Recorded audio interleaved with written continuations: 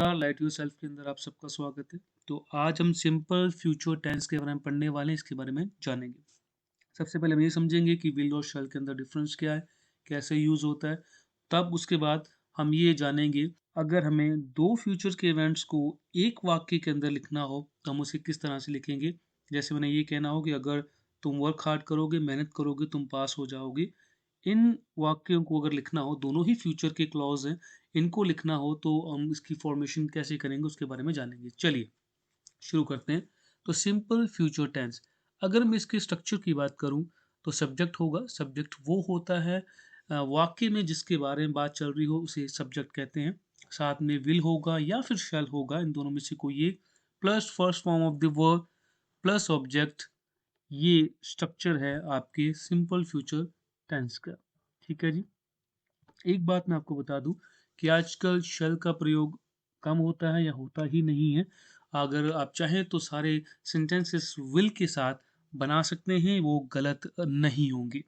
लेकिन ये ध्यान देने की बात है कि जब भी आप लीगल डीड्स पढ़ेंगे या फिर एग्रीमेंट्स पढ़ेंगे तो आपको वहाँ पे शेल का प्रयोग होता हुआ बहुत मिलेगा। आप स्टैंडर्ड इंग्लिश पढ़ेंगे, कोई रूल एंड रेगुलेशंस की किताब पढ़ेंगे तो उसमें आपको शेल मिलेगा ही मिलेगा। विल शेल का प्रयोग पैसिव वॉइस के अंदर सबसे ज़्यादा बुक्स के अंदर किया जाता है। तो इसलिए हमें डिफरेंस को समझना ज़रूरी है कि कहाँ पे यूज़ किया जाता है। चलिए, पहली बात तो ये है कि विल कहीं भी प्रयोग कीजिए, किसी भी सब्जेक्ट के साथ कीजिए, चाहे वो ही हो, शी हो, यू हो, इट हो, दे हो, वी हो, आप विल का प्रयोग कर सकते हैं। ठीक है जी। चलिए कुछ अब ज़रा हम इनकी एग्जांपल्स ले लें। ठीक है जी। तो पहली एग्जांपल है मेरी, she will win the match, वो मैच जीतेगी। दे विल कम टुमारो, वो कल आएंगे। He will go to the temple, वह मंदिर जाएगा। The train will departure on Monday, सोमवार को ट्रेन रवाना होगी। तो ये कुछ मेरे सेंटेंसेस थे जो मैंने लिए हैं। इस सेंटेंसेस के अंदर हमें क्या पता चल रहा है कि जहाँ पे कोई काम होगा, ठीक है, गागेगी, इसका भाव आएगा। उन सेंटेंसेस को हम फ्यूचर के अंदर लिखते हैं जो भी हुए नहीं हैं, जो होने वाले हैं। ठीक है जी। अब मैंने आपसे कहा था कि मुझे शेल और विल के अंदर आपको डिफरेंस समझाना है। पहली बात तो ये, शेल का प्रयोग वी और आई के साथ किया जाता है। और दूसरी बात कि जो विल का प्रयोग है वो you, I, he, she, it, they, इनके साथ किया जाता है। अगर आप मोटा मोटा ये याद रख लें कि वी और आई के साथ शेल होता है तो बाकी सब सब्जेक्ट्स के साथ आपको विल का प्रयोग करना होगा, क्या करना चाहिए। पर ये बात है कि अब आई और वी के साथ भी विल का प्रयोग कर सकते हैं, वो गलत नहीं है। ठीक है। लेकिन डिफरेंस क्या है, हम जरा अब उन्हें समझते हैं। देखिए, एक सेंटेंस ले रहा हूं मैं आपके सामने। I shall come to your marriage party, मैं तुम्हारी मैरिज पार्टी में आऊंगा। और दूसरा है I will come to your marriage party, मैं तुम्हारी मैरिज पार्टी के अंदर आऊंगा। दोनों ही वाक्य सेम बात कह रहे हैं, तो फिर इनमें अंतर क्या हुआ, अब हम ये जानते हैं।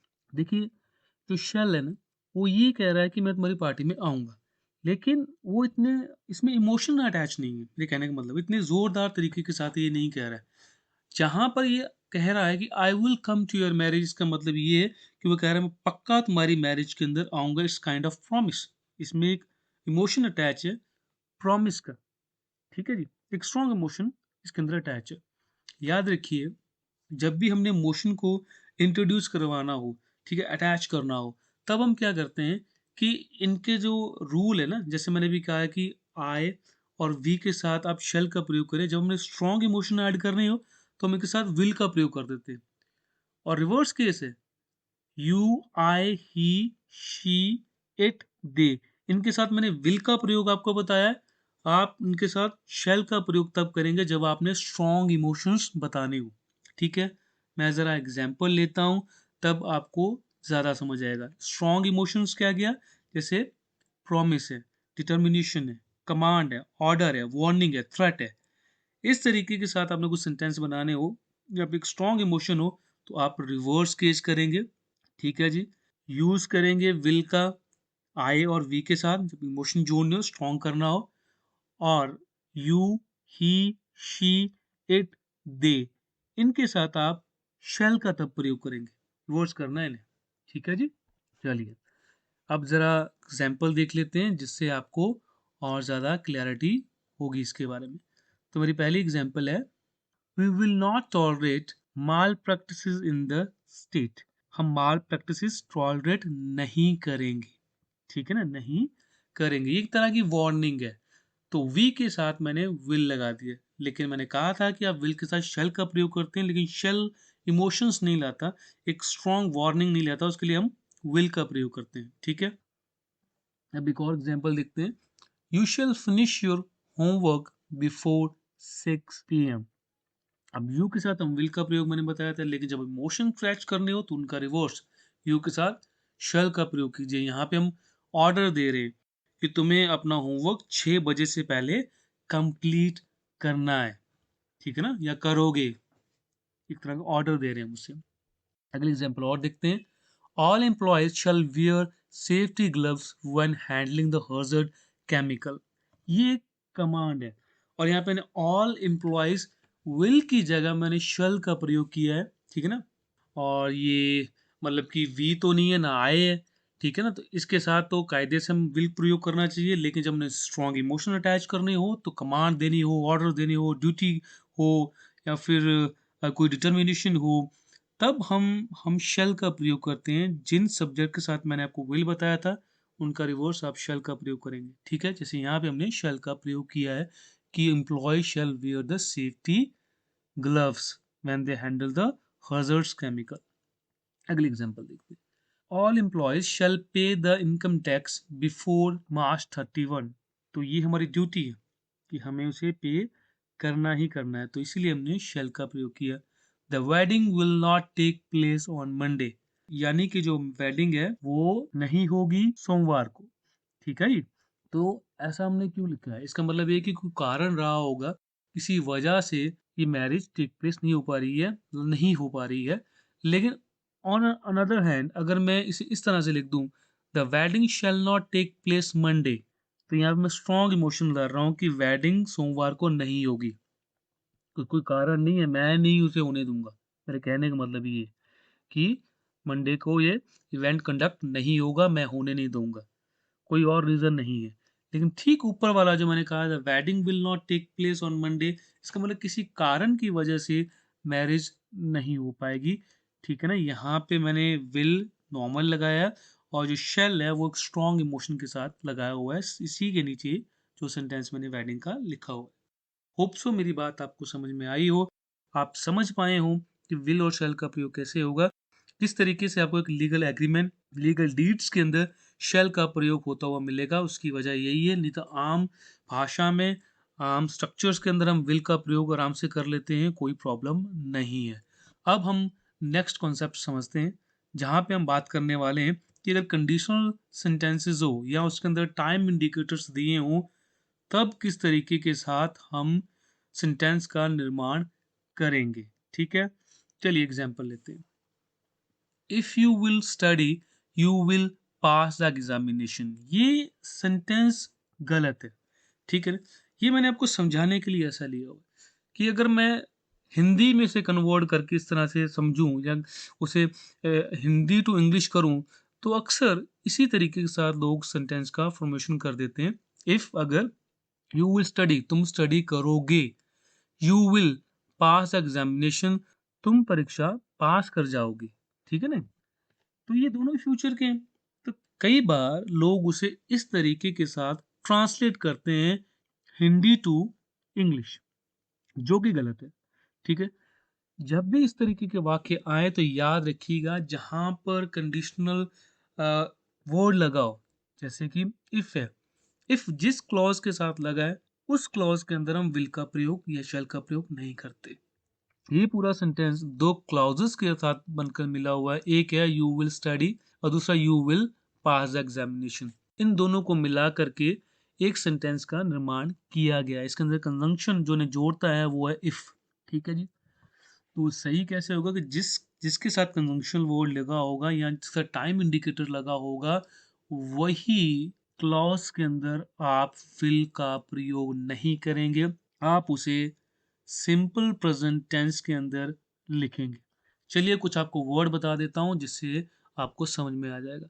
जहाँ पर इफ़ हो, व्हेन हो, बिफोर हो, आफ्टर हो, इन केस हो, टिल हो, अंटिल हो, एज सुन एज हो, एज लॉन्ग एज हो, प्रोवाइडेड दैट हो, ये वर्ड यूज किए गए हों क्लॉज के अंदर, और जिस क्लॉज से ये पहले ये वर्ड यूज किए गए हों उसी क्लॉज के अंदर आपको विल का प्रयोग नहीं करना है, उसे आपने सिंपल प्रेजेंट टेंस के अंदर लिखना है।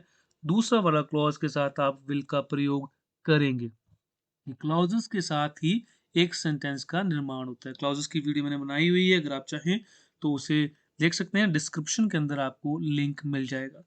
चलिए, जो मैंने ये वर्ड्स आपको लिखा दिए हैं इसके बारे में थोड़ा सा हम हिंदी में समझ लेते हैं। ठीक है जी। आफ्टर और बिफोर आपको पता होंगे, इसमें कोई किसी को प्रॉब्लम नहीं होगी। तो टिल का हिंदी क्या है? टिल की होती है जब तक, और अनटिल की इंग्लिश है जब तक नहीं। अनलेस अगर नहीं, एज सुन एज जैसे ही, एज लॉन्ग एज जब तक, और प्रोवाइडेड दैट शर्त यह है कि। ठीक है जी। तो ये इनके मतलब है, आप चाहें तो इसे अपनी नोटबुक के ऊपर लिख सकते हैं, और जैसे मैं इनके भी आपको एग्जाम्पल करवाऊंगा तो आपको ज़्यादा समझ में आएगा। ठीक है, तो पहला सेंटेंस ले रहा हूँ, unless you will work hard you will not succeed. ये सेंटेंस गलत है। उसकी वजह क्या है कि मैंने आपसे अभी कहा कि अगर आप अनलेस देखें, एज सुन एज देखें, एज लॉन्ग एज देखें, प्रोवाइडेड दैट देखें, बिफोर देखें, इफ देखें, व्हेन देखें, तो आप जिस क्लॉज के साथ ये वर्ड जुड़ा हो उसमें आप विल का प्रयोग नहीं करेंगे, आप उसे सिंपल प्रेजेंट के अंदर लिखेंगे। तो सही क्या होगा? Unless you work hard you will not succeed.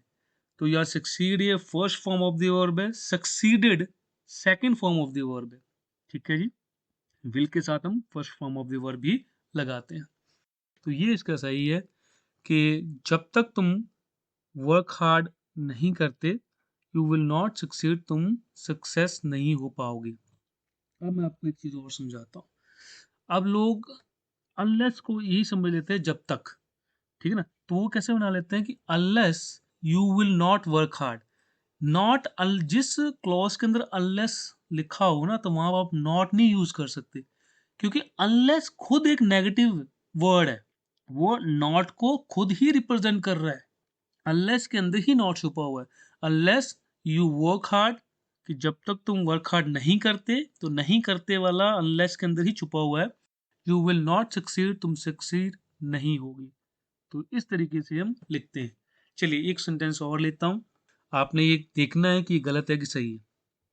I will reach the station before the train will come. तो कहने की कोशिश यही चल रही है कि मैं स्टेशन में पहुंच जाऊंगा ट्रेन के आने से पहले, ये बात चल रही है। लेकिन पहले जैसे मैंने आपसे कहा था कि जैसे आप बिफोर देखेंगे, व्हेन देखेंगे, इफ, इट, टिल, टुल वगैरह देखेंगे, तो उस क्लॉज के अंदर जो विल लगा होगा आपने उसे हटाना है। ठीक है ना, आपने सिंपल प्रेजेंट के अंदर लिखना है। तो ट्रेन से पहले बिफोर लगा है, इसलिए मैं ट्रेन का जो विल उसके बाद लगा हुआ उसे हटाना हो।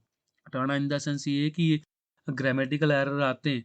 ठीक है, हटाने का मतलब ये है कि जो बिफोर जिस क्लॉज के अंदर आएगा वो वाला क्लॉज आपने सिंपल प्रेजेंट टेंस के अंदर बनाना है। तो सही क्या होगा? I will reach the station before train comes. और एक लेते हैं, कोशिश कीजिए आप इसे सही करें। मैं कुछ मिनट, कुछ सेकंड सॉरी आपको दूंगा ताकि इसे आप सही कर सकें। She will ring up as soon as she will reach Pune. अपना टाइम लीजिए और देखिए इसे सही कैसे करना है। चलिए, तो सही होगा she will ring up as soon as she reaches the Pune. Okay जी, तो आपको समझ में आ गया होगा। लास्ट ले रहा हूं, ये भी आप देखिए, इसमें वक्त लगाइए, शायद आप इसे कर पाए। I will do your work provided that you will pay मी 200। मतलब ये कि मैं तुम्हारा काम करूंगा, शर्त ये है कि तुम मुझे पे करोगे 2000। ठीक है ना, कहा ना शर्त ये है, वही है प्रोवाइडेड दैट। चलिए, प्रोवाइडेड दैट आया है यू विल पे मी 2000, इससे पहले आया हुआ है, तो इस क्लॉज के अंदर हमने विल को नहीं लगाना है, मतलब सिंपल प्रेजेंट टेंस के अंदर लिखना है तो हम इसी तरह से लिखेंगे, I will do your work provided that you will pay me 2000 rupees. अगर आपने सिंपल प्रेजेंट टेंस की वीडियो नहीं देखी हुई, अगर आपको नहीं पता कि कहाँ एस और एस वगैरह लगना है, तो डिस्क्रिप्शन के अंदर आपको उसका लिंक मिल जाएगा। इस वीडियो के अंत में आपको मेरी प्लेलिस्ट भी मिल जाएगी। अगर आप चाहें तो इस चैनल को आप सब्सक्राइब भी कर सकते हैं, आपके ज्ञान के अंदर डेफिनेटली वृद्धि होगी। चलिए अब हम इंटारोगेटिव की बात कर लेते हैं कि इंटारोगेटिव सेंटेंसेस किस तरीके के साथ बनाए जाते हैं। Can you open the door, ये एक रिक्वेस्ट है, ये मैंने इस तरह जानबूझ के लिए है, ठीक है ना, क्योंकि इसमें विल का प्रयोग आपको नहीं नजर आ रहा है, आपको मैं आगे समझाऊंगा इसके बारे में। तो इंटरोगेटिव सेंटेंसेस जब हम बनाते हैं तो जहाँ तो एक रिक्वेस्ट हो सकती है, या ऑफर हो सकता है, या सजेशन हो सकता है, ठीक है जी। जैसे कि can you open the door, क्या तुम डोर ओपन कर सकते हो, ये एक रिक्वेस्ट है। Can I open the door, क्या मैं डोर ओपन करूं, हम किसी ऑफर दे रहे हैं क्या, मतलब क्या तुम्हारे लिए मैं डोर ओपन करूं, ठीक है ना, एक ऑफर है। Why don't we order pizza tonight, तो आज रात हम पिज्जा ऑर्डर क्यों नहीं करते, ये सुजेशन दे रहा हूं मैं किसी और को। आप इसे विल शैल लगाकर भी इनका प्रयोग कर सकते हैं, मगर कुछ कंडीशंस हैं, उनको आपको ध्यान में रखना ही होगा। देखिए, आप बना सकते हैं इंटरोगेटिव विल एंड शैल लगा करके, पर जहां पर आपने ऑफर या सजेशन देने हो तो उस वाक्य के अंदर आप विल का प्रयोग नहीं करेंगे, इंस्टेड आप शैल का प्रयोग करेंगे। एग्जाम्पल देखते हैं, will you open the door, ठीक है जी, हमने विल का प्रयोग किया है, यहाँ पे हम रिक्वेस्ट कर रहे हैं, तो यहाँ पे हम ये कभी नहीं कहेंगे shall you open the door, ये इनकोरेक्ट है। शैल आई ओपन द डोर, यहाँ पे हम ऑफर कर रहे हैं कि क्या मैं तुम्हारे लिए डोर ओपन करूं, तो आप कभी इस तरह से प्रयोग नहीं करेंगे will I open the door, ये इनकोरेक्ट हो जाएगा। Shall we order the pizza tonight, ये सही है, आप यहाँ पे विल नहीं प्रयोग करेंगे, जहाँ पे मैं सजेशन देने हो वहां पर भी हम शैल का ही प्रयोग करते हैं, तो we will order the pizza tonight, ये गलत हो जाएगा, ये वाक्य गलत हो जाएगा। बाकी आप असर्टिव के अंदर जिसमें एक इंटरोगेटिव नहीं है और आपने सेंटेंसेस बनाने हो तब आप विल का प्रयोग कर सकते हैं। जहाँ पे आपने इमोशंस देने हो तो मैंने पहले आपको कहा कि आपने रिवर्स करना है। चलिए अब लास्ट देख लेते हैं, नेगेटिव किस तरीके से हम इसके बनाते हैं, हम उसके बारे में जान लेते हैं। तो नेगेटिव कैसे बनेंगे, she will not win the match, तो विल के बाद आप इमीडिएटली नॉट का प्रयोग कर लेंगे, या शल के बाद आप इमीडिएटली नॉट का प्रयोग कर लेंगे, तो आपका नेगेटिव बन जाएगा। ये ऊपर वाले मैंने सेंटेंसेस उठाए हुए हैं, बस उन्हें नेगेटिव किया हुआ है। She will not win the match, they will not come tomorrow, he will not go to the temple, the train will not departure on Monday, I shall not come your marriage party. तो not का प्रयोग करके आप interrogative बना सकते हैं। तो आज की वीडियो में इतना ही। मैं आशा करता हूँ कि मैं आपको कुछ सिखा पाया हूँ, कुछ आपके ज्ञान के अंदर वृद्धि कर पाया हूँ। और नेक्स्ट वीडियो के अंदर मिलते हैं जहाँ हम कॉन्टिन्यू टेंस के बारे में पढ़ेंगे, फ्यूचर के कॉन्टिन्यू टेंस के बारे में पढ़ेंगे।